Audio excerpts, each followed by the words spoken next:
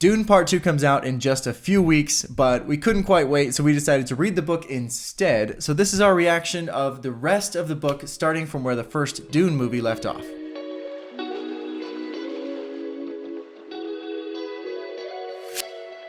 What did you think? I thought it was awesome. It's so different from the movie that I expected to see, and there's so much depth and detail in the second part. I'm not even sure they could turn it into a single movie, let alone be like under 3 hours. Isn't that amazing? Because the part that they left over is only 8 hours left, and the really book's not 21 hours. Yeah. It's only pretty much a third of the book. If you go by pages, they used more than half the book, probably 60-65% of the book in the first movie. Yeah, but the content, I mean, I got twice as much content in the second half. Yep. It was crazy. This next part is why I love the Dune book. I was gonna say it's probably the last 2 chapters Yeah. that really make the difference, because everything happens. It's insane. It gets crazy. The transformation of the characters was probably the craziest thing for me. Just to see wow, it was amazing. And I should say, right when we get into this, there's probably going to be a fair bit of plot content, maybe spoilery type stuff. Very spoilery. We're going to talk about our whole reaction to the Yes. book and what we thought and what we're looking forward to in the movie. So where we left off with the first movie and where we started this reaction, I guess we should say, is right where they walk off with the Fremen. Yes. That's the beginning After of what happens. the fight with Jameis. Yes. And okay, this is the first part. But I was going to say, I don't think that's exactly how it happens in the book. No. So that's what kind of threw me off. Yeah, because there's a 2-year jump, but it happens a little bit later after that fight with Jameis. So I'm really interested to see where they go with it. But I still feel like that's a good place to end for the movie and everything. It makes sense, and I can totally understand the time condensing they had to do in the movie, because there are jumps all over the place. We have multi-year jumps, I think, in multiple places, and we have to kind of piece everything back together. Yeah. Is it the different parts of the book that are the jumps specifically, or There's is it only within one parts? jump, official jump during the Okay. But I think they have a couple time jumps to show you what was going on during certain time periods. Okay. I feel like that last section, the prophet section, I felt like that was 6 years later, but I guess not. Oh, I know. It feels like that, doesn't it? But it jumps forward 2 years, Yep. and you see it from the view of the Harkonnens, of what's going on their side of things. Yes. And then it kind of jumps back and then shows Paul's side of things, or maybe it's vice versa. Well, it has to jump back a little bit, because that's when we learn about the Reverend Mother of the Fremen.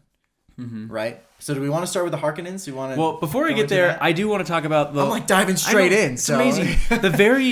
The very first thing that really cued me into this is a different book than anything I've read before was his focus on religion and the whole culture aspect of the book. It was just incredible to me.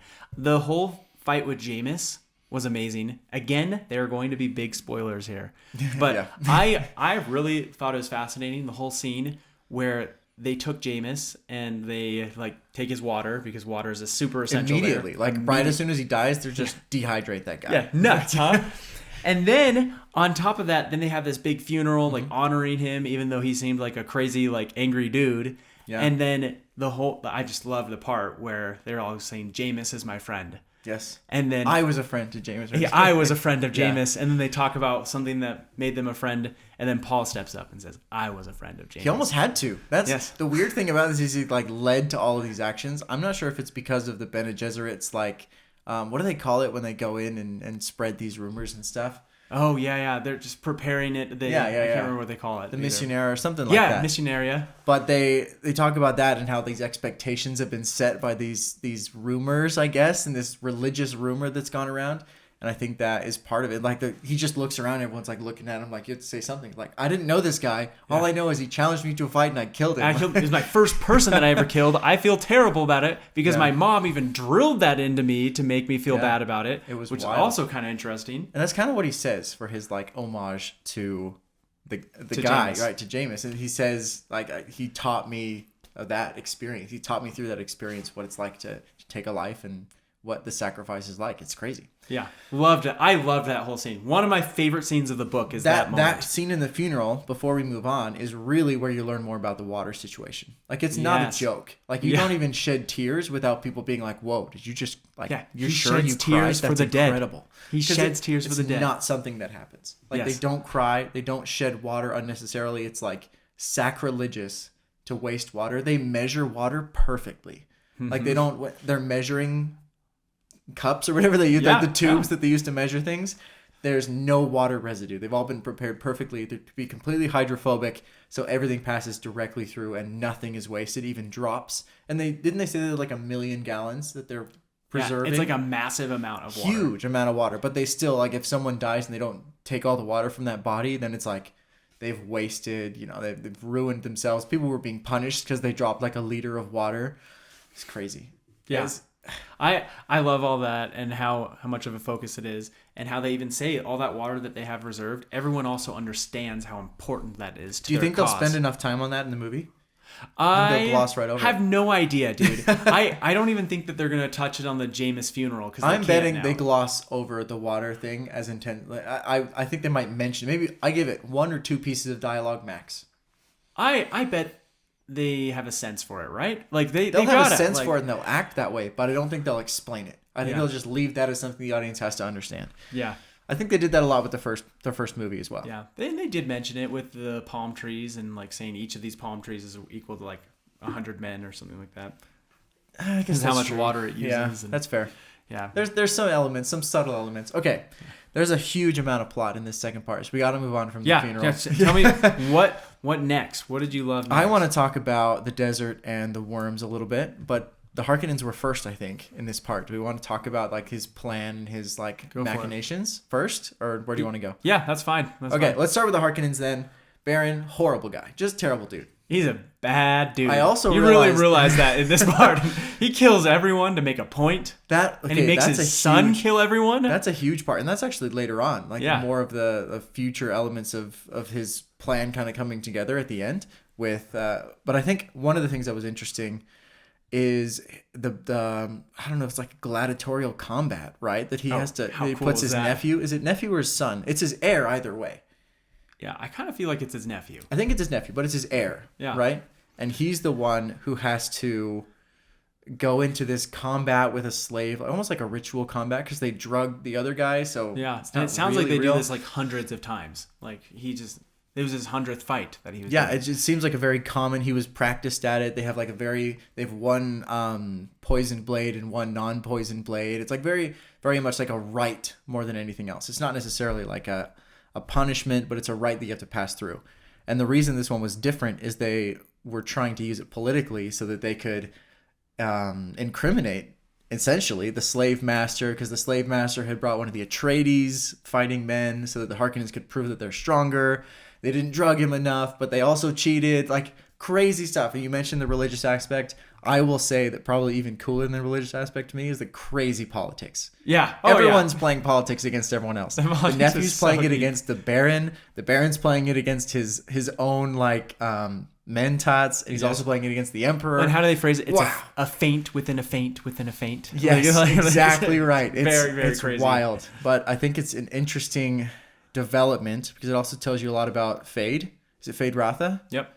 And Rautha. I think there's an L in there. That's the problem with an audiobook, man. I know. I'm not sure. I guess it's the same problem with the movie because it's not like I'm going to know how to spell it from the movie. I don't even think we meet Fade Rautha in the movie.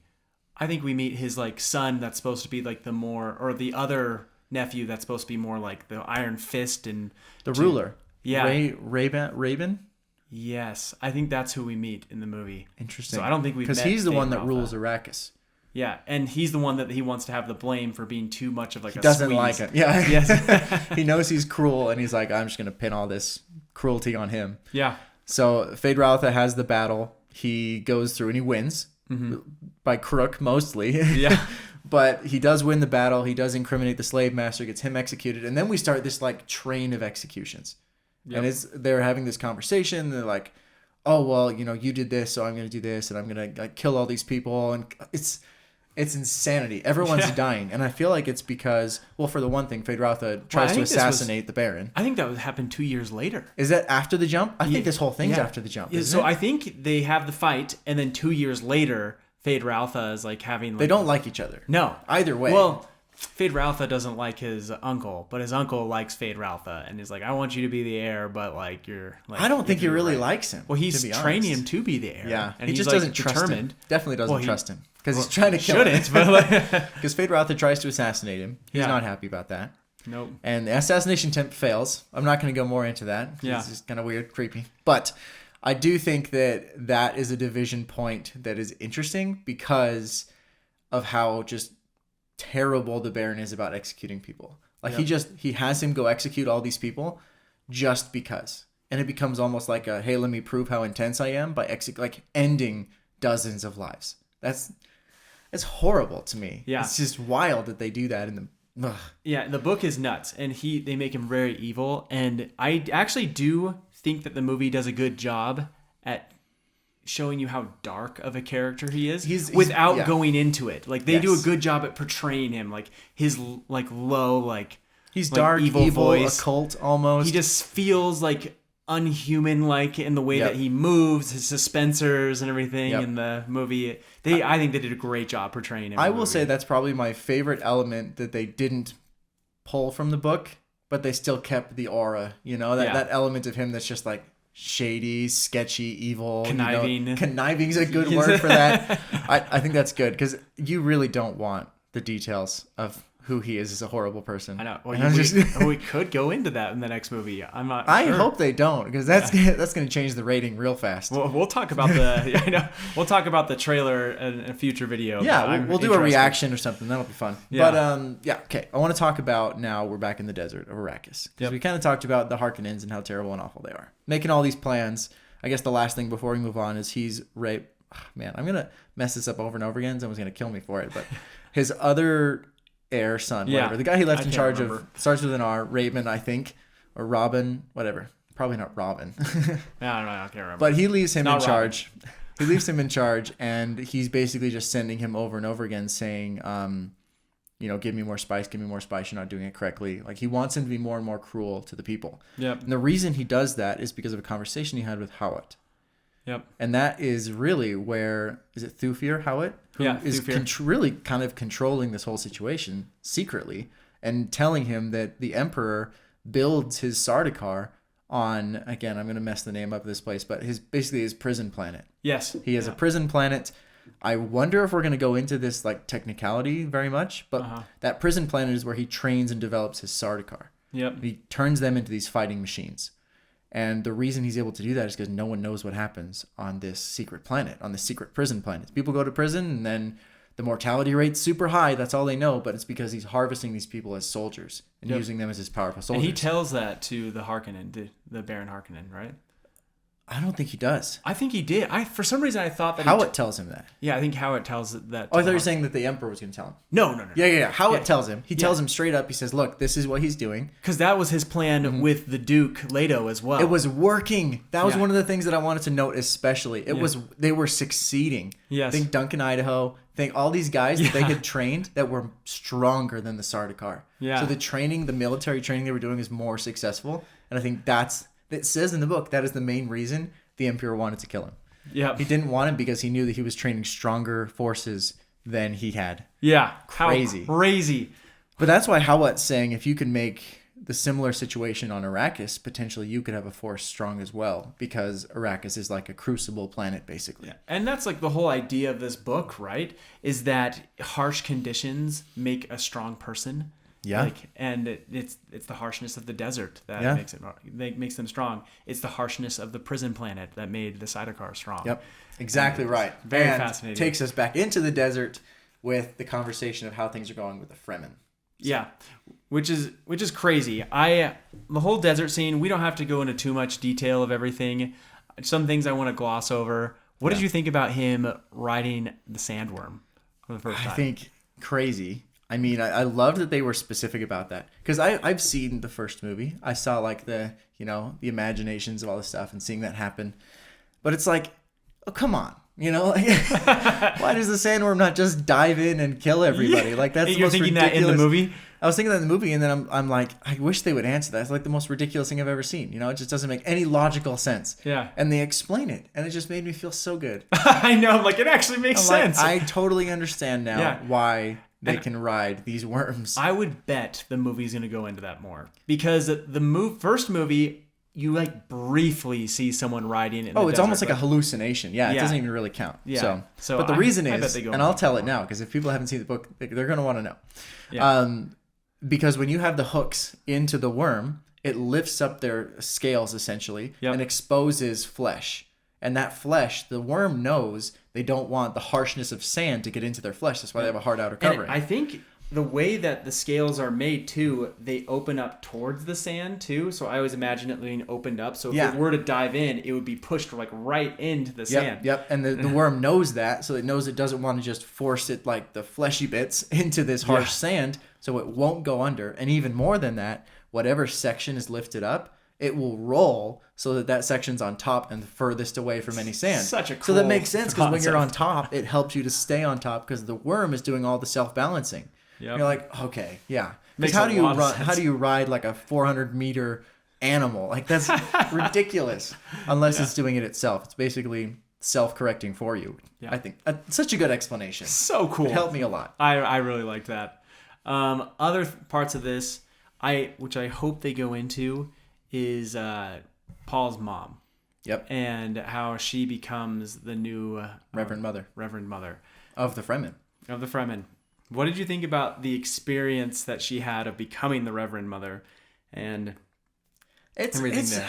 It's bordering on a little too Weird? for me. This is where it gets a little like... There's like very hallucinations on sci-fi. hallucinations, and you're like, who is real? What time place are we in? Like, it's so confusing, and everyone's like, it's poison, and then it's changed to now it's not poison, but it is poison, and then she's hallucinating. Is she awake? Is she not awake? I don't know. Does anybody know?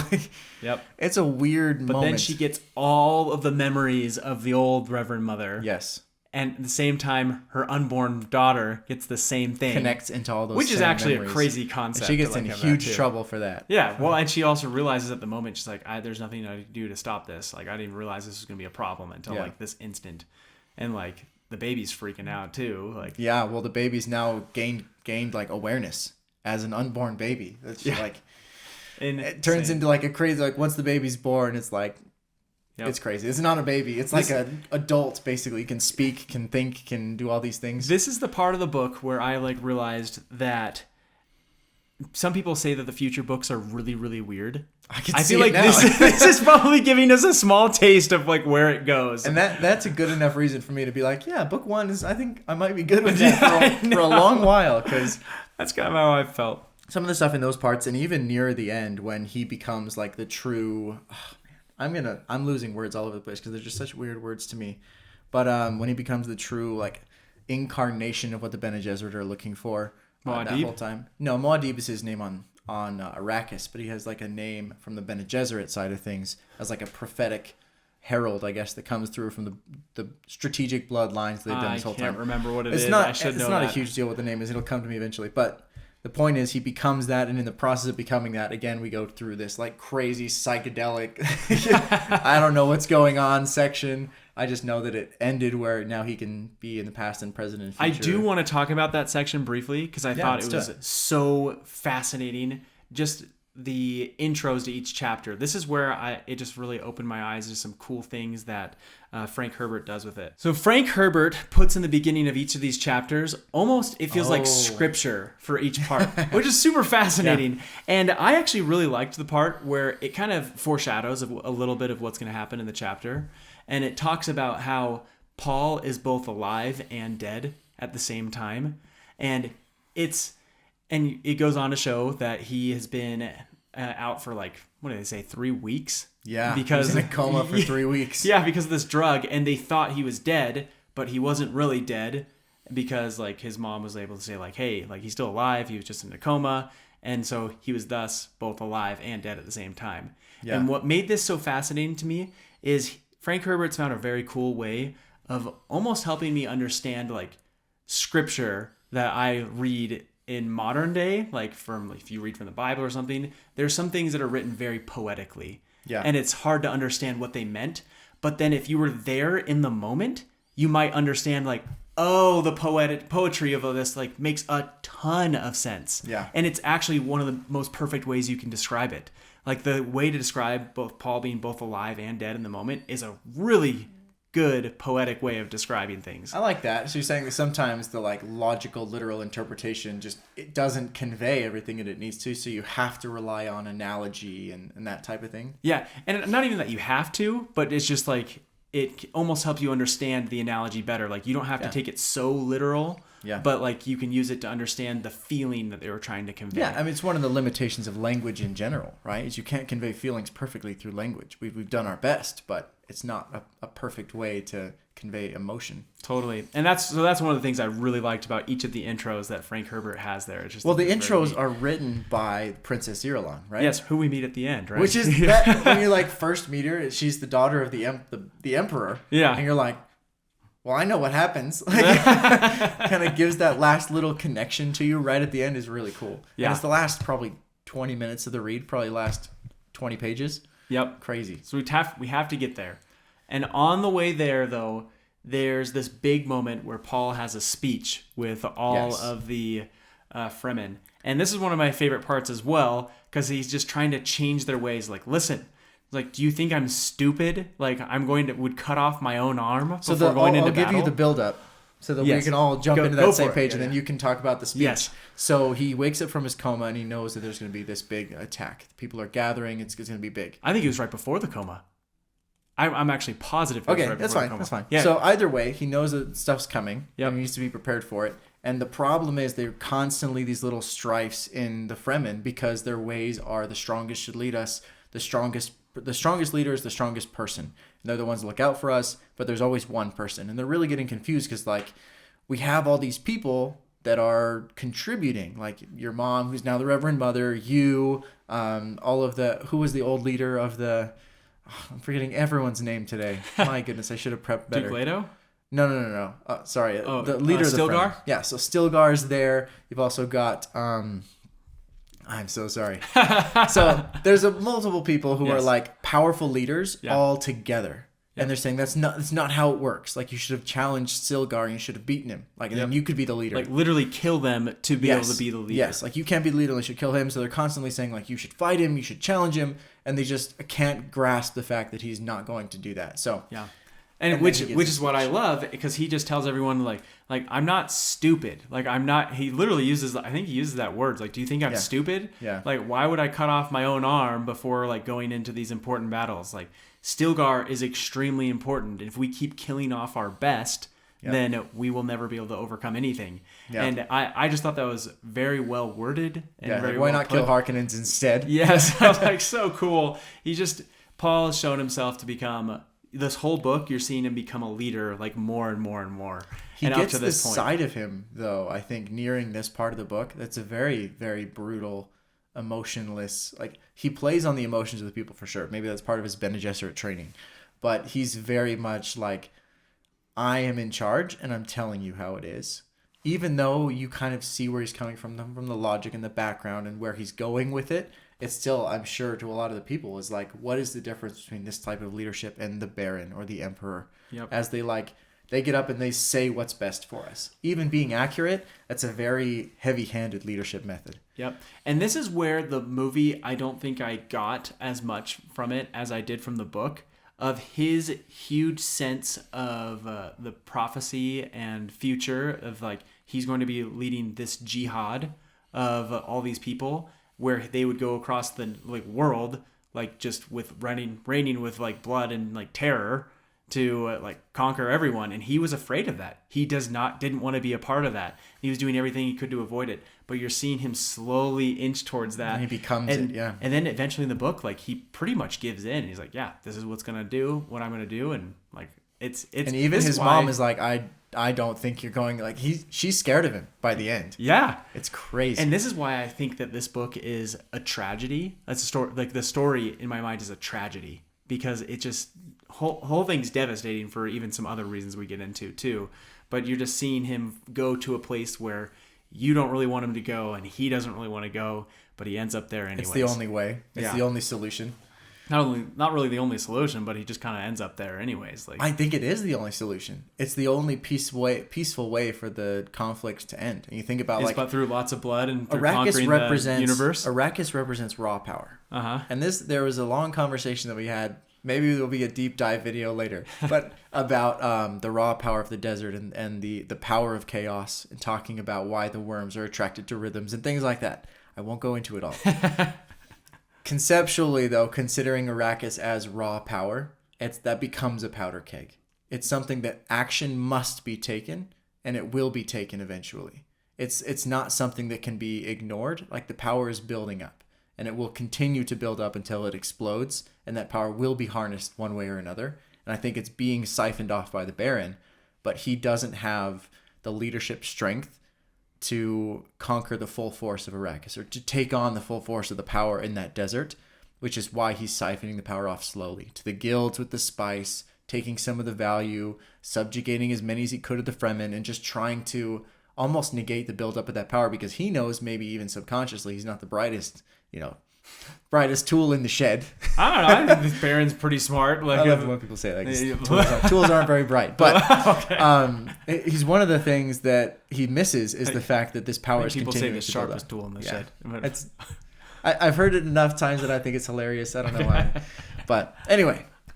Point being, it's something that he's trying to avoid because he knows that he doesn't have enough leadership power to take it on in its full force. And I think when he's told by how much power exists in a crucible planet like this, that's when he realizes, and he's finally like, something has to change. We have to do something differently. He brings the Emperor in, he brings everyone in, he brings the guilds in. He's like, we need to do something about this because someone is going to take and harness this power. Yeah. Oh, it's such a crazy book. So they go through...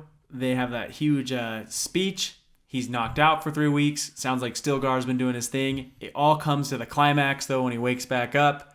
And they have the big fight where the Emperor has shown up. The Baron has shown up. Everyone's there. He said even the minor houses are there. Because the guilds watching. The guilds have reduced the prices of travel so everyone could come. It was crazy. Gosh. It's nuts. So what did you think? Let's talk about that conclusion. Okay. What did you think about the book as a whole, the way it concluded, like everything? I think the conclusion was powerful. And I think I've seen a lot of nuances to that in other authors that we've read as well, and like this massive end to a book. And this was a big battle, but also like a political battle right at the end. Like the battle was won, and now they have this like politically charged discussion with like all the leaders. That was pretty cool. I think it was a great way to end the book. Yep. It was I think really cool, almost inevitable feeling. Yep. But it was still surprising and impactful, which is cool. For me, the way the book finished was devastating for me. Really? I was devastated. This book was like really super sad for me. Like it wasn't devastated like as in like I was mad about it, but just the emotions I got from it.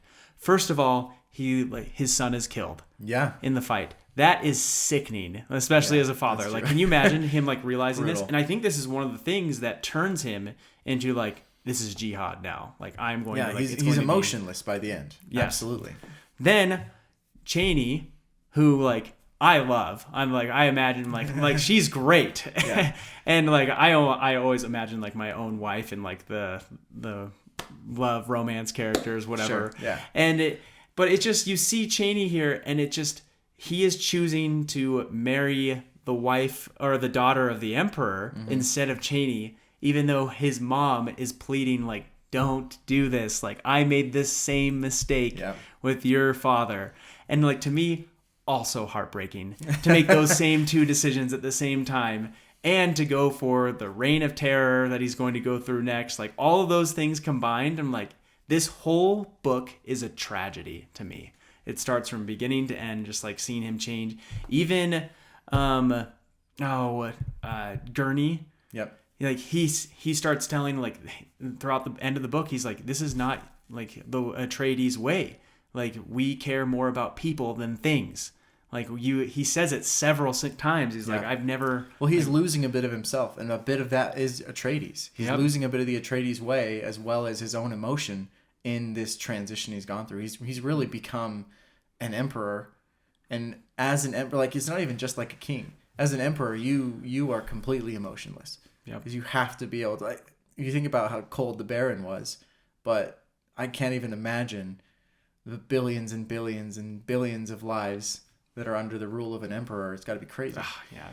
It just, the whole thing about him deciding to take the emperor's daughter to wife instead of Chani just like ripped me apart. Like, I was like, are you kidding me? I know. I was so sad about that. I'm like, no, she's so cool. Yeah, Like, but he does say that he loves her the most. So I know, but gives you that at the end. I know, and so that's the thing is like, does that give you any solace? But of his like, mom consoles her. Yeah, at the end, she's like, that is history will call us the wives. Yeah, that is like literally the last sentence of the book. Really? Oh, well, yeah, the very last things that are said. Isn't that amazing? That's because Frank Herbert knew how powerful it was going to be for you. I know. That emotional relationship part of the book.